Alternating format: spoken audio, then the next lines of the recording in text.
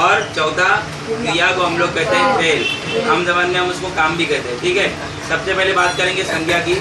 किसी व्यक्ति, प्राणी, वस्तु, स्थान, भाव, अवस्था, समूह आदि के नाम को संज्ञा कहते हैं। और संज्ञा के कुछ जो है उदाहरण भी यहाँ पर दिए। मोहन, गाय, पुस्तक, हिंदू, मुस्लिम, शहर, सुख, जवानी, भीड़, ये सब। इसमें कुछ अवस्थाओं के भी नाम होते हैं जो मैं आपको बताऊंगा कि संज्ञा के टाइप कितने।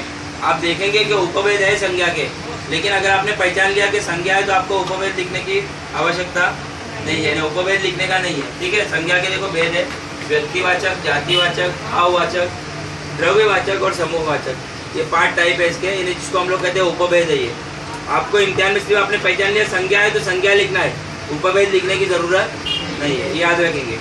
उसमें देखेंगे व्यक्तिवाचक: मुंबई, गंगा, शहर, नदी, दया, प्रेम, लोहा, सोना, दल, टोली, मेला।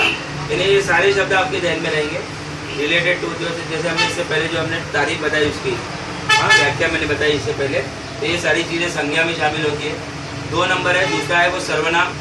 सर्वनाम वाक्य में जिस शब्द का प्रयोग किसी संज्ञा के बदले होता है उसे सर्वनाम कहते हैं। संज्ञा के बदले इस्तेमाल होने वाला, जैसे किसी के नाम की बजाय, किसी शहर के नाम की बजाय, अपने नाम की बजाय जो लफ्ज़ इस्तेमाल किया जाता है उसे हम क्या कहते हैं? इसमें आमतौर से बच्चे ये गलतियाँ करते हैं कि कभी लिखा होता है मैं, मुझे, अपने, ऐसे कुछ शब्दों का प्रयोग होता है जो हमारे लिए इस्तेमाल किए जाते हैं और उसको अंडरलाइन देते हैं। तो बच्चे समझते हैं किसी और के लिए इस्तेमाल करना है, मेरे लिए नहीं। तो मेरे लिए लफ्ज़ लिखा है मेरे, मुझे, अपने, तो ऐसे शब्दों को ना सर्वनाम समझते नहीं है और गलत लिख कर आ जाते हैं। तो याद रखेंगे, अपने नाम के लिए भी कोई शब्द अगर प्रयोग किया जा रहा है हम लोग, तो उसको भी हम लोग क्या कहेंगे? सर्वनाम ही कहेंगे। ठीक है, उसके उपभेद है निश्चयवाचक, अनिश्चयवाचक, पुरुषवाचक, निजवाचक।